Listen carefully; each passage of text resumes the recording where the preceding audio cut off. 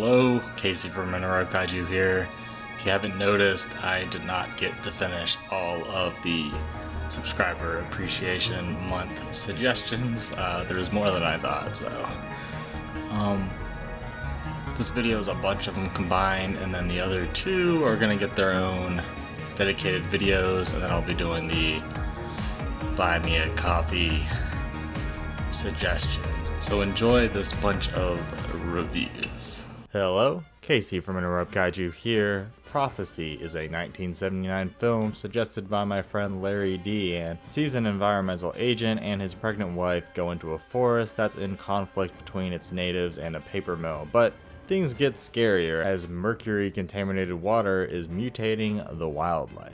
The lake is beautiful, mountains too, but the water caught my eye more. Monster doesn't show up until a few minutes before the hour mark, and its appearance is made more disturbing by the reasoning just found beforehand. That being said, it looks interesting. Never on screen too much for the brain to fully comprehend, but in a good way. This human trying to escape in this bag is humorous, and the explosion of the bag was unexpected and wonderful. A great scene. This window jump is nice. Baby Monster, when it's first shown, is extremely effective, especially when paired with those eerie sound effects. The bear is so primal and the movie shifts into overdrive every time it's on screen. I wouldn't call them quick cuts, as you could still get a sense of what's going on, but there's always so much going on when it shows up, and juxtaposed to the slower pace and much less frequent shot changes in the rest of the movie, it really startles the brain, mirroring what is surely happening in the brains of the people on screen. Just fucking wonderful. John's a bit too stoic. I was never too attached to one of the characters. Movie takes a while to get going, but again, setup and pacing is worth it in this instance. Would recommend. Suggested by both Ashley Smith and Pandemic, stylized with a 3 instead of a E, Jason X is a 2001 slasher movie that takes place primarily on a spaceship. If somehow you didn't know, you heard right, Jason Voorhees in space. In my opinion, better than Leprechaun in space. Not sure if this is a different timeline, but Worm Jason is gone and Full Man Jason is chained up and being ready to either be put into cryogenic sleep or be transported to be scientifically examined as is, depending on which of the two parties gets their way. Neither really do, as Jason pulls a switcheroo to escape and kills everyone except protagonist Rowan, who is able to lock and freeze him in the cryogenic chamber, but not before he stabs through the door into her, causing the whole room to be preserved, including her. Strong knife, by the way, huh? Time skip 250 years in the future, and they are both found by the crew of a spaceship, brought on and revived. That's just the setup. The movie moves quick, though never feeling too quick. Most characters aren't established due to this, but they serve their role fine before they are disposed of. A lot of the jokes land, and thankfully they aren't all verbal. The We Love premarital sex scene is one of the best in the franchise in my opinion. I like this girl, and her top is very cool. Surprisingly, her and the majority of the cast do a good job. Cinematography is good, lots of shots that scream early 2000s like bright lights against dark backgrounds, soft focus backgrounds, reflective water lights, but done well enough. Lots of great corridor scenes. Love some space corridors. Jason gets fucked up. I'm iffy on the wire foo used, but absolutely love parts of him being blown off. The first bunch of kills are pretty imaginative and well executed, but later on you get some lazy, effectless heads smashed against walls and the such.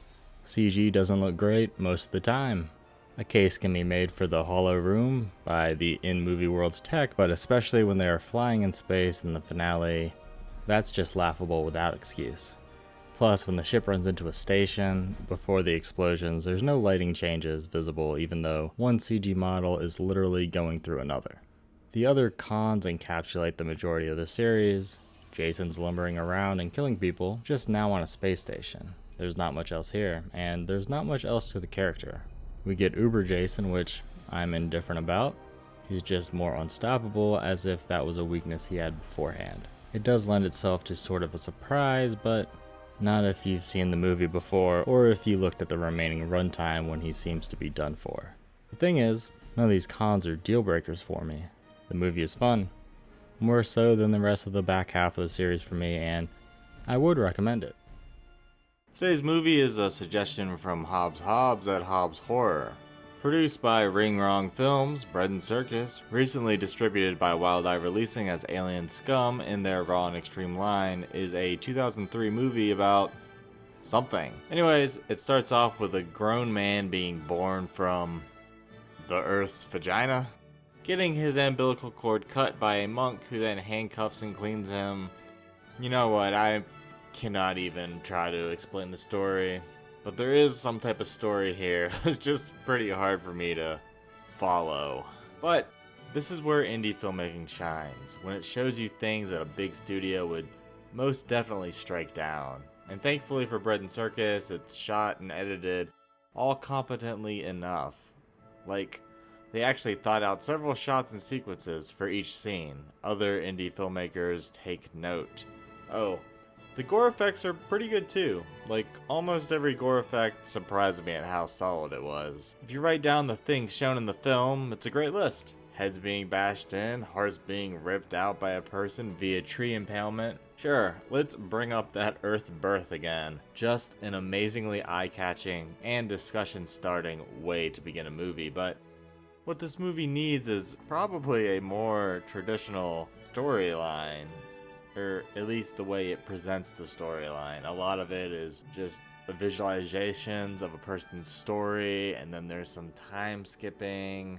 The odd quirky bits and ideas are interesting, but not interesting enough for a full-length feature. And like, things are happening, but at least I couldn't really figure out the whys or hows. At the very least, some of the characters should have had some more personality for us to latch onto and care about. I'd say check out Bread and Circus, aka Alien Scum, for at least one viewing to witness Earth's vagina and butthole and all the other bizarre stuff. So, at least I don't feel alone in this experience. Mystics in Bali, requested by Venomous Lizard, is a 1981 Indonesian supernatural horror movie. Right off the start, opening credits have seemingly floating masks up against a solid black background. Love a stark contrast like that. Anyways, protagonist Kathy wants to learn about black magic and, well, she's going to learn a lot firsthand. She starts training, transforms into a pig, flies around as a head. Good stuff. Lots of good fog going on. Transformation scenes are well done, visuals and sound effects working together to make me feel pleasantly uncomfortable. This flying head scene is what the movie is most known for, and for good reason, especially since it eats an unborn baby out of a woman's womb. Highly memorable. This wall stunt is nice. The witch is actually pretty good, especially her laugh. Especially since all the other characters have no personality or emotion. Dub surely doesn't help, but the actors' facial expressions are also always blank as a board. Fireball fight is as boring as it sounds. This is a fairly well-known movie, and I don't get it. It mostly falls flat for me, but has enough wackiness for one watch, or at least to check out the highlights or a riff somewhere. Pig Lady is a must-see. Believer 1993 requested Akio Chihoji's The Buddhist Trilogy, but I'm specifically going to be talking about 1970's This Transient Life, the first of the three titles. The camera work, angles, pans, and scene composition are great, like really, really good. Probably the best scene composition I've ever seen. And unlike most movies where beauty is one of the main talking points, This Transient Life doesn't stay on each shot far too long. And honestly, after the initial interpersonal conflict arises, pacing is decent. Music adds a nice feel to the shots and the movie as a whole. The film's main conflict comes into play when a man starts a sexual relationship with his sister, and it's hard to watch it happen. The overly long playful chase, the subject matter, the fact that she protests at first, and it's not like you want to look away. Aside from him pinning her down and some dragging on the floor, it's not too violent. Thankfully, no slapping, punching, or explicit crying. Plus, the scene composition is usually imaginative and well done. But still, I wanted to skip this scene, but didn't want to at the same time, and there's some mastery in that. I'm ignorant in Buddhism, so I surely miss a lot of deeper context. I don't know, it looks nice, I appreciate the filmmaking, but Just can't get into the story even after I got over the subject matter. I never became invested in the characters, in their drama, or the in-movie world. It doesn't grab me, but if you are interested in cinematography or scene composition, it's a must-see. For everyone else, I wouldn't really recommend. So, hope you enjoyed at least one of those reviews. Again, those are for the people who suggested it, so if no one watches them, whatever. No more suggestions until, I guess this year's Subscriber Appreciation Month, or you can always donate to the Buy Me the Coffee. Anyways, thanks for watching.